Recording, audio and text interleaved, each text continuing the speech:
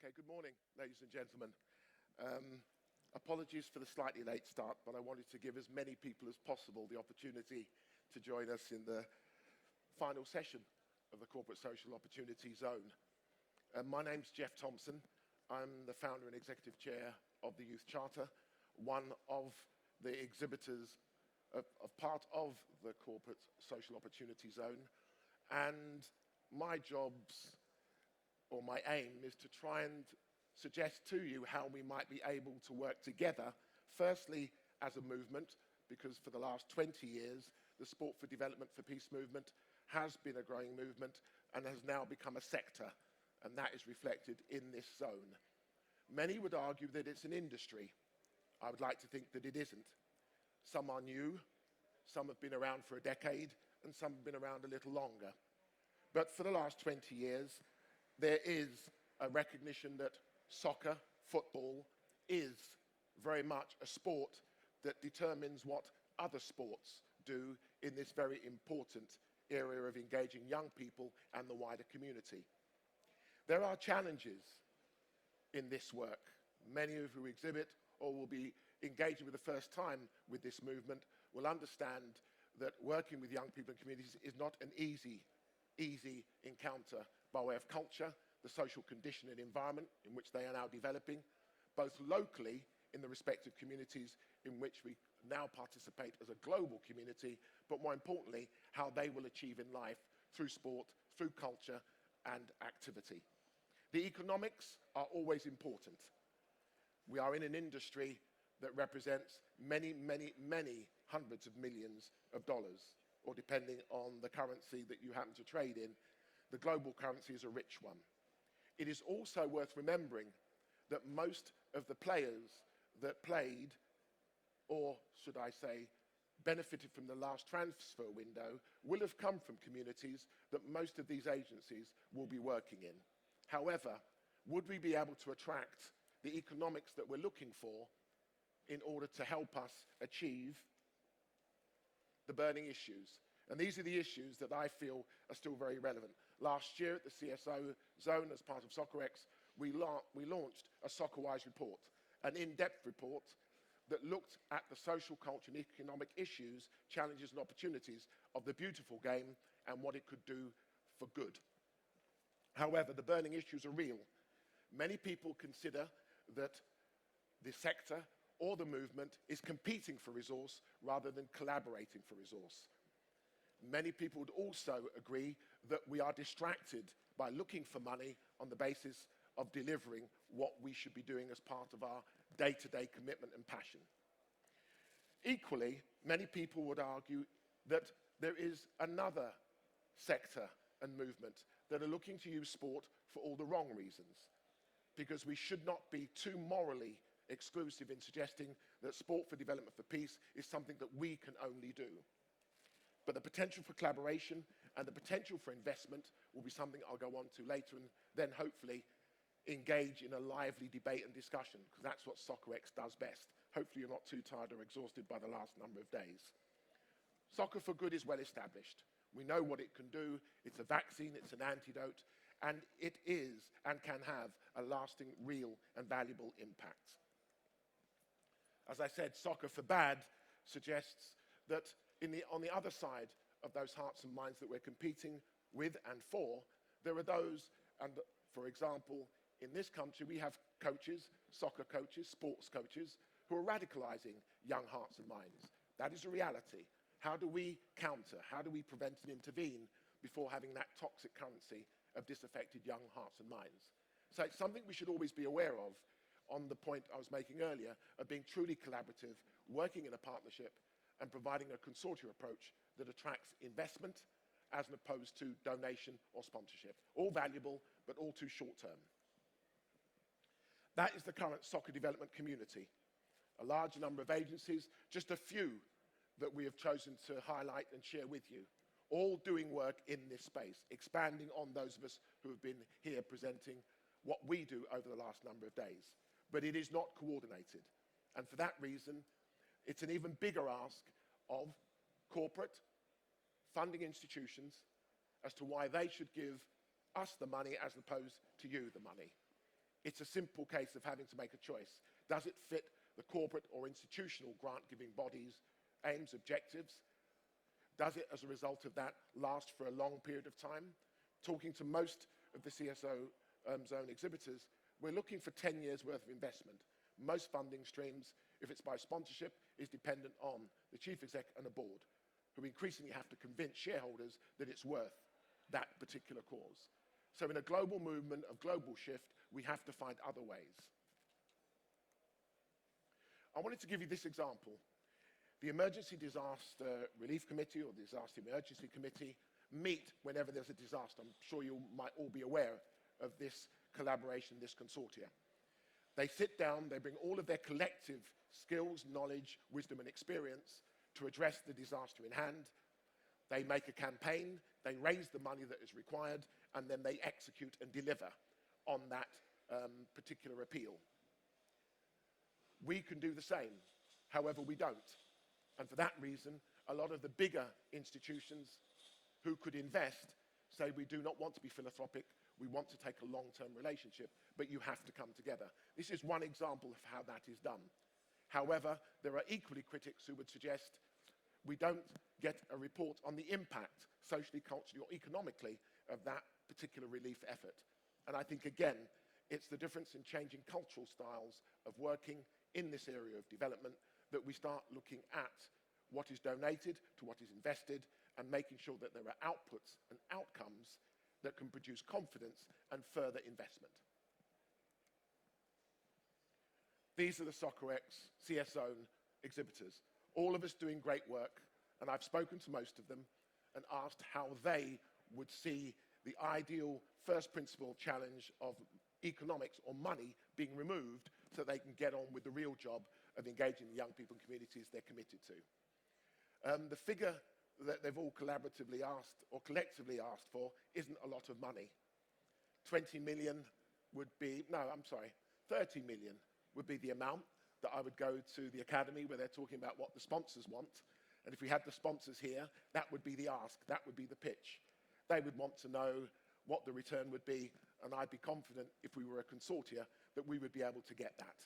Quite simply because with the collective skills that are all complementary, we're not competing in anyone's territory, we all complement, we all add value, and we all can sustain with credible professional delivery and execution what we might be able to do together. But I would say that. Professional soccer, excuse the metaphoric graphical illustration, is what all of those agencies can do if they are collectively pulled together. That's the power of a ball, something round, but something very holistic, very integrated, and all the brands are there. But would they come together for a greater social, cultural, and economic good? Would they be prepared as a sector to come to SoccerX, present to SoccerX on day one, not on the final day, but on day one, suggesting this is what the sector are doing, this is the social, cultural, and economic impact, these are the results of our work, and we're asking the super agents for a 2% top line social offset back into what we require and what we wish to do. And we'll come back the next year of SoccerX, and we will present the work that we're doing, what we've been able to impact, where the challenges are, where the opportunities are, and then see how the industry might respond to us in a positive and more cohesive way. The UN agencies are worth remembering. UNICEF is a contributing exhibitor, and they are arguably the most powerful brand of all of us. Equally, they have the ability to bring together within the UN family of agencies a framework that would help us work more efficiently and more effectively and more sustainably. The 2015 Sustainable Development Goals were originally developed for the African continent. Why, however, with the UN Charter having all UN member countries, aren't we looking at every continent delivering those Sustainable Development Goals? Most of the agencies here can actually deliver at least 6 of the goals that are about to be ratified in the 70th anniversary year of the UN Assembly that will be taking place in New York. Are we aware of it? How are we campaigning? How are we contributing and giving the UN member countries the added value that we can bring through the beautiful game and through sport? Those are the Sustainable Development Goals. From gender to education to health to disability to legacy of major games, to youth unemployment. All the goals are there, to conflict resolution. But many would ask, in what's currently happening in Europe, and to be fair, the International Olympic Committee, President Thomas Bach, announced a 1.5 million fund. Bayern Munich, a football giant in the global footballing community, equally announced a 1 million fund. However, what has been our response as the global football community here in Manchester? What could it have looked like? How would we mobilize ourselves to be able to work cohesively and effectively in meeting what is one of the largest migrating movements of human energy since the Second World War? If sport is for development and it's supposed to have a social impact, it must transcend all 5 continents. It might have been a nice challenge to want to discuss somewhere where the bigger decisions of economics and influence and power are taking place. The potential investment, as I've said, is a huge one. I won't go into the infinite figures that are being looked at, but that just gives you a feel as to what the economic power of the beautiful game can be. There are many interests, many would say vested and conflicted, but nonetheless, they are real. And I fervently believe, after spending much time in looking at how we can get a piece of that pie, is that we need to work out what our ingredients are and work out how we sit around the table and decide how we can go through a 3-course metaphorical delivery of that pie. And if not, create our own pie and then campaign and present it and then lobby. Now, in the issue of women's football, I saw a group of women sat around the table yesterday, and I didn't go near them because I knew they were planning and plotting, because women are very good at that. And I believe that if you get the planning and the strategic timing right, you can make a case and a cause for what I've always said, the ability not to be able to say no. Many people would suggest this is worth doing. However, we've not given them the means by which they can do it well. The transfer window, go back one, the transfer window, as recently closed, saw economic movement in the transfer market of just around $1 billion. The super agents yesterday, I'm told it was a very, very spirited discussion, are always seen as the toxic interface. If we'd have gone to them and asked them again, by the way, from that very talent pool that they are now trading in, having come from the communities that we work in, what would that look like?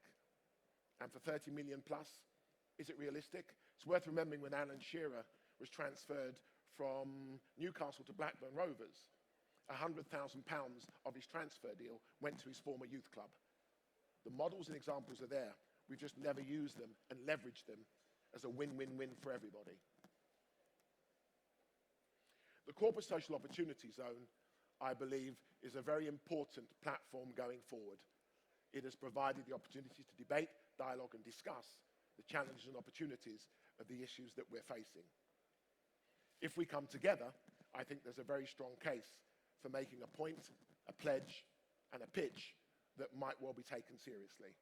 And as a result, that's what I believe the potential is on the basis of where we've reached now. Because we're only in a 2-year infancy of a journey in this particular effort of work. But how do we do that? I'd asked, again, most of the contributors as to where social media fitted in to their particular way of engaging, not only with this audience, but the wider global community. Because one thing we do have is a democracy of 2 clicks. If someone is interested individually or collaboratively or collectively, they click and they are engaged. What was our collective Twitter currency? Most sponsors will not engage unless they know what your social media traffic is. And on that basis, they work out a marketing, a special project, and a potential charitable donation that reflects their spend and what they would seek in corporate social responsibility. But the corporate social investment would suggest, where is our platform where we can campaign, where we can contribute our efforts, and where we can secure the type of resources we're coming from and aiming to get to. Code for Youth is that. It's something that I felt reflected the youth charter philosophy of a genuine partnership and relationship that is ongoing and that has us as a unified effort using social media, as I've said, to promote what we wish to do, to provide the evidence, and to equally attract what we need to do, what we are committed to doing. It has been a code that allows the social connectivity to respective websites, which all a CSO contributing exhibitor movement would have. Code culture, you've all been coded and scanned as you've come into SoccerX.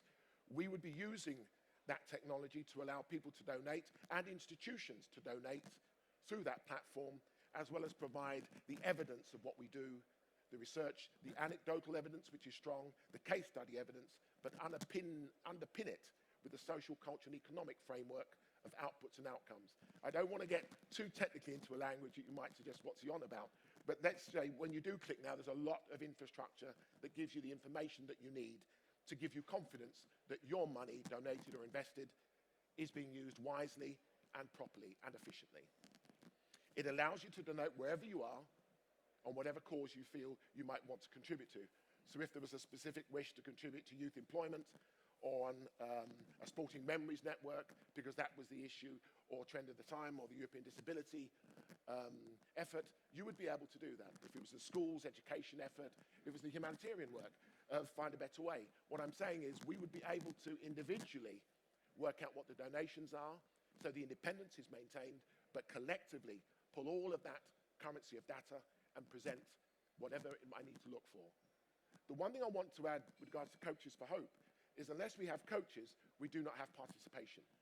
We do not have the strength and depth that we can draw from and develop young people for life, both on the pitch and off the pitch. But Code for Youth will be an opportunity to do just that. There's a little bit of footage I want to share with you. It gives me a chance to pause for you to absorb what I'm trying to download and share with you, and see if the software between your ears is beginning to engage, and Wi-Fi and all the stuff my youngsters tell me about, but I'm still trying to keep up with.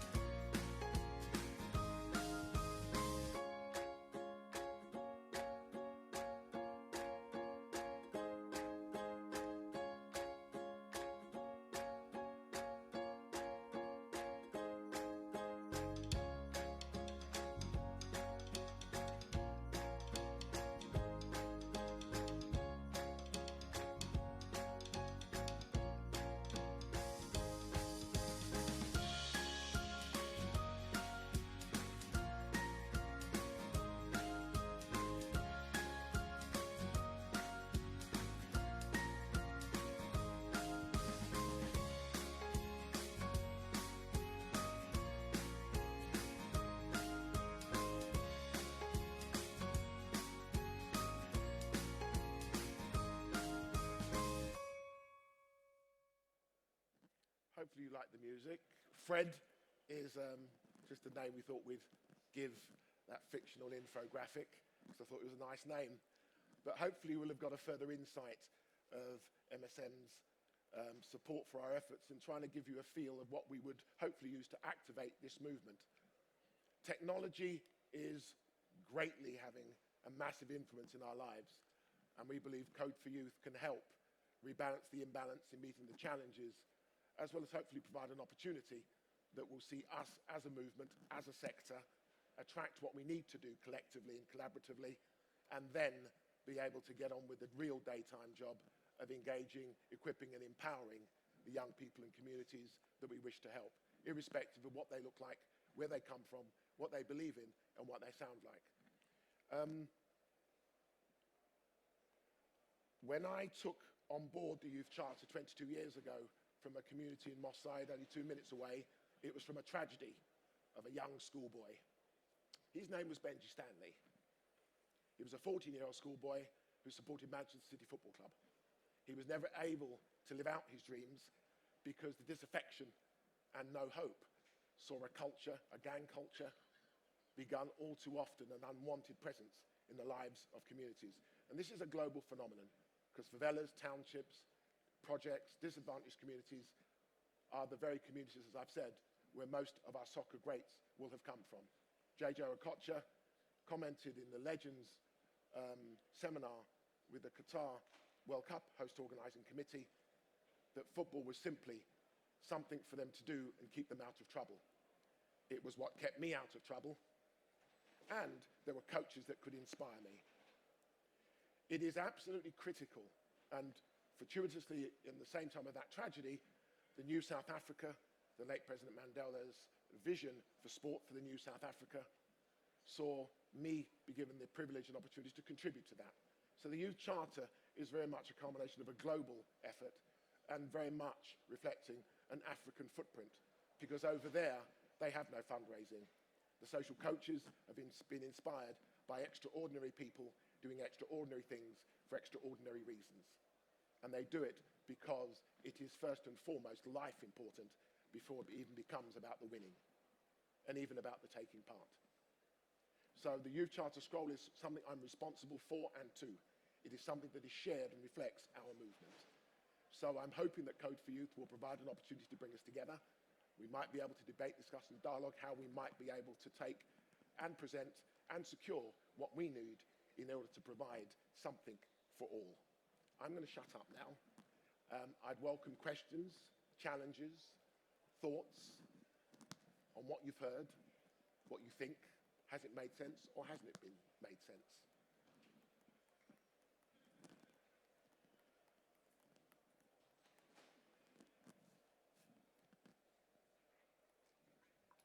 Hi, good morning, Jeff. Good morning. Fantastic presentation. Totally agree with you in terms of the collaboration. Kids Fitness First is a newly formed organisation, so we haven't got the same level of experience and track record as your good self. However, I do agree that the collaboration is something that I've seen here at this exhibition could be very, very successful for all of us. I would like to just ask the question, does anybody know exactly what level of funding is actually donated each year by the players themselves? I know many have set up foundations of their own, but there's probably 50% of them that have not set up foundations.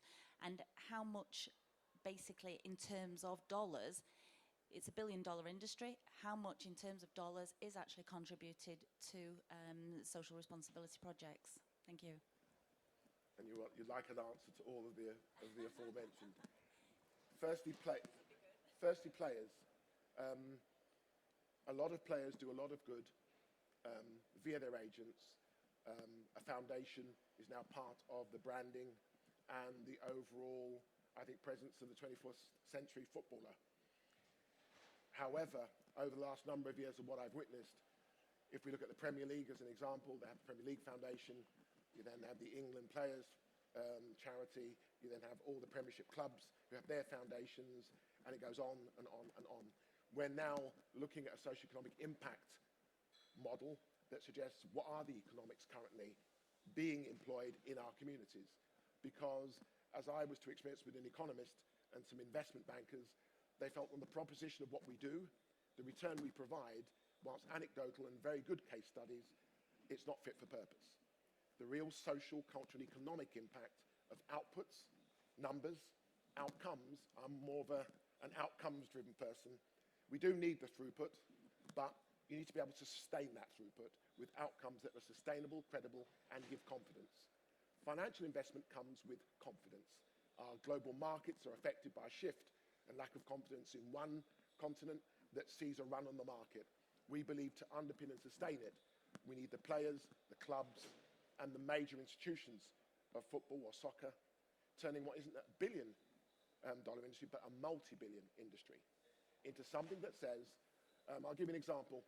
In arms deals, it's a widely accepted fact, when an arms deal is negotiated, a social offset is made available for schools, hospitals, and such like. I was very naively allowed to be in on a meeting and suggested we might need a little bit more. We got a sports centre out of it, and it was in South Africa, and I just felt I was able to secure something a little bit more than what was being considered. There is money, and there's big money. What I'm suggesting is we go for the big money, take the crumbs of that big money, and then do some magic with it. But I would equally defend the players. I think far too often, very few of them, unless they're retired, actually get into this work. Quinton Fortune was supposed to be here. He's had to go to Carrington. Quinton Fortune is an excellent example of what I'm talking about, as somebody that came from the townships of South Africa, managed as part of the Sasol Under-23 Olympic squad, came to the streets of Moss Side as part of the Swabby Charlton soccer schools, Ray Whelan equally being part of that effort, and that saw him play for Manchester United. He's now working with the United Foundation, works with Future Champions, a legacy of the 2010 FIFA World Cup in South Africa. By the way, all of the controversy around South Africa should not be South Africa-centric. It is a global soccer issue and should be addressed accordingly. And I think, again, it's because these not too clear areas are blurred. We haven't got a clear framework, a clear covenant, a legacy covenant that actually sees a genuine benefit from bid, host, and legacy effort into a real socially, culturally tangible youth and community engagement. The Qatar host organising committee are already doing this work, and I'm very encouraged by certainly the discussions I've been having as to what they see as being absolutely critical, and of quite rightfully taking the Middle East and bringing them as part of the global soccer community, but addressing the wider issues of youth engagement globally. But I think in long answer to a very, very good question, the economics are there. It's a case of making the right case and the right proposition, and then delivering what is called impact and execution.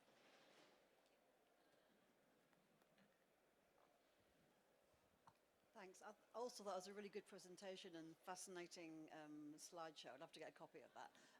I think one of the things it really highlights for me is that very often those of us in this CSO zone are just expected to get the crumbs and to be grateful for the crumbs, and really we need a bigger slice of the cake, and the question is, how do we get that? And when you look at the figures you put up there in terms of the transfer fee example, it makes me feel that actually what we should be talking about is not so much charity as such, but about some social justice and about what we as a society really want to achieve for our young people.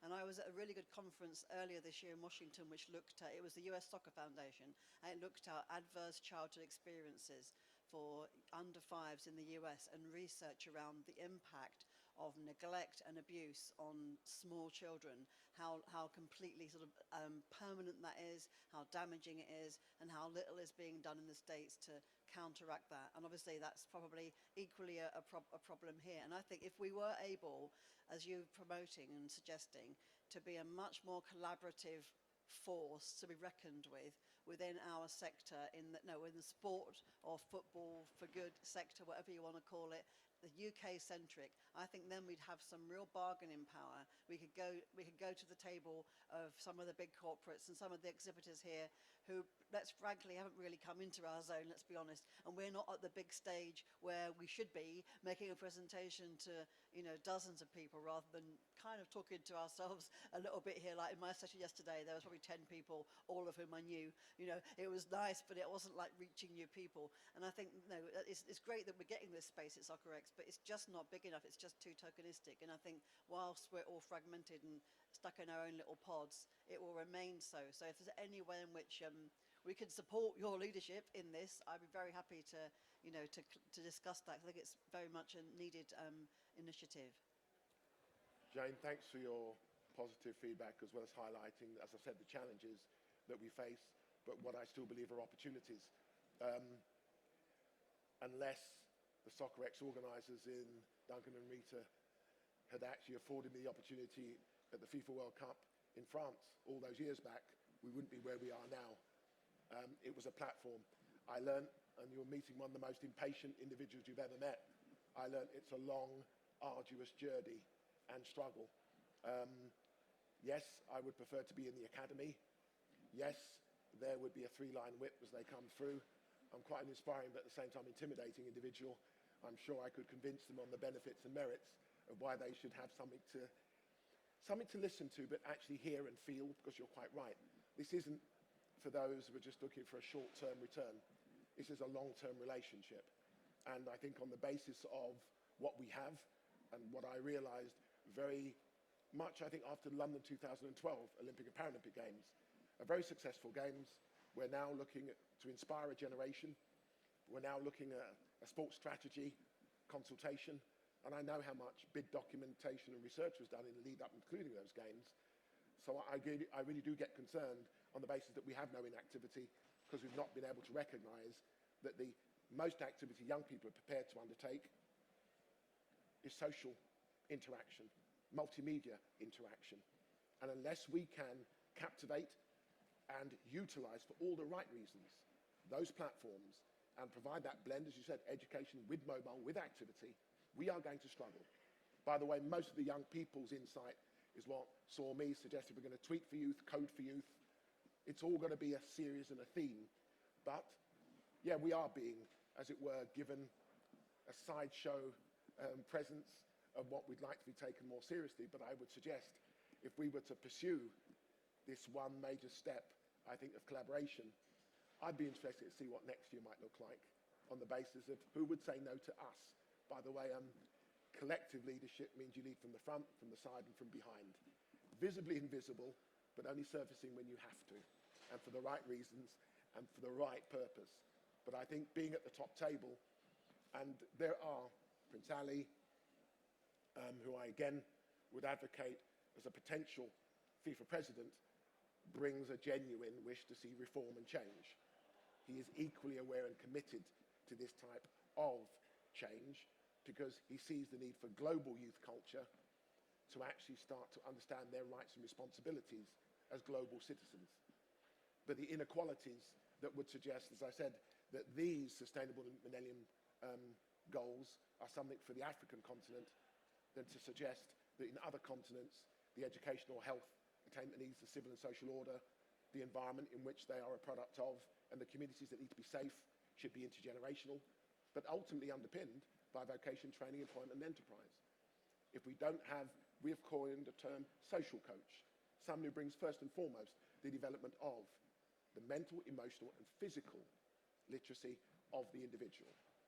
Once you get that right in characteristics and behaviors, you will get performance. And for me, that performance can be whatever it looks like. So 20 community campuses, 10,000 social coaches, with I think we costed it all just under £500 million. We've converted into whatever currency you want on each of the continents, and underpinned. Chinese government, the Premier, China likes football. $48 billion is what the Chinese government is investing in football, in soccer. It is now compulsory in every single Chinese school. So I'd be just saying, from a strictly Eurocentric standpoint, I think I know where the next powerhouse of football will be. Quite simply, that the investment that's been made is not just about the top of the pyramid. The Chinese work on 100-year strategies. They're going to develop a very strong social and cultural participative platform, develop the character that says family, community, country, and then grow it. So at the very top, and not forgetting, notwithstanding, that the days of a national team reflecting the national identity of that team are over.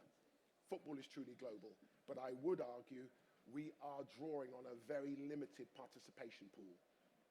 Young people are being seduced and attracted on rather more other, let's just say, enticing potential sources of realizing what they might want to achieve with 2 clicks.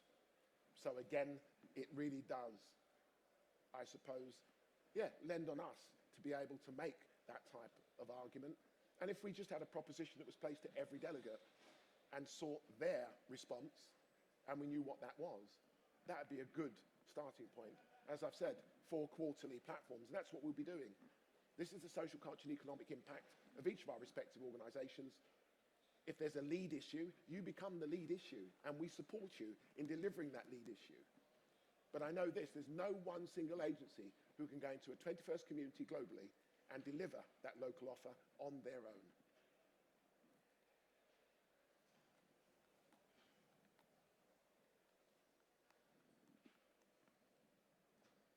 I've learned that if silence sees nothing more by way of what's been shared, which has been, even by my own standards, a lot. If I could just say to you, this ball came as a result of an email. We get many emails from all over the world with some quite extraordinary, innovative, creative, entrepreneurial opportunities. Alive and kicking are from Kenya. I spoke to them last week, and they had this delivered in 4 days.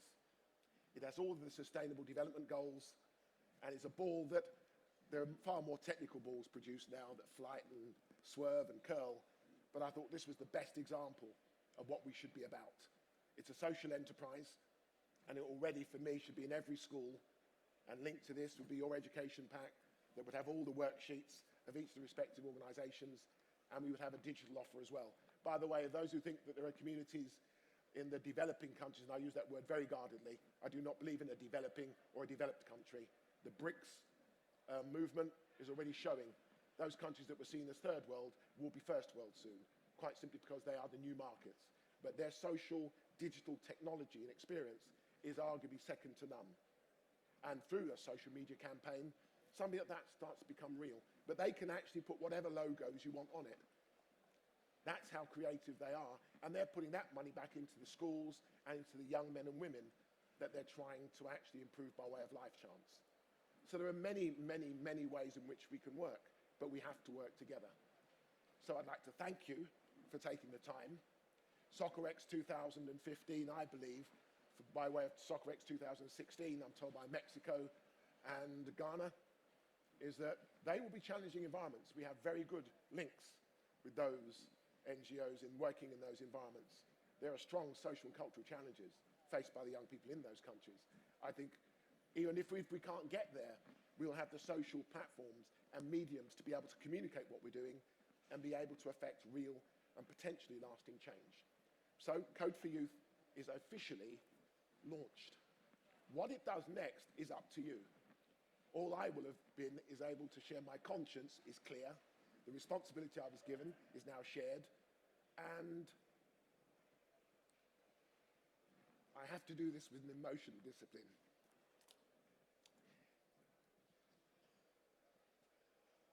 Today was the death of a 17-year-old, Jesse James.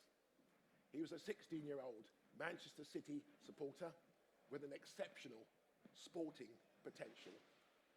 He was gunned down 3 minutes away.